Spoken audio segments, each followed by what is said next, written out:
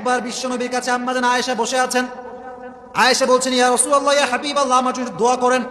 নবীজি হাত তুলেন, বলছেন, আল্লাহুম্মা ইগফির লি আয়েশা মা তাকাদ্দামা মিন যামবিকা ওয়া মা তাআখার।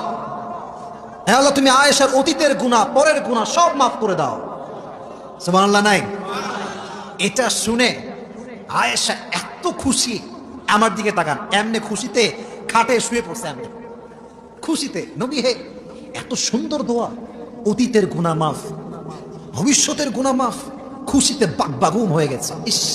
নবীজি বলছেন, আয়েশা, তুমি আমার বউ, তুমি দোয়া চেয়েছো তাই আমি দোয়া করেছি এই দোয়া, বাট এই একই দোয়া আমি আমার আগত উম্মতের জন্য প্রত্যেক দিন রাত করতেই থাকি, করতেই থাকি, করতেই থাকি। কত ভালোবাসা নবীর আমার জন্য, আমাদের জন্য। এই জন্য যুবক ভাইয়েরা, আজ থেকে আমাদের জীবন হবে সুন্দর, মায়ের সঙ্গে ব্যবহার হবে সুন্দর, বউয়ের সঙ্গে হবে সুন্দর। রাজি আছেন তো ইনশাআল্লাহ?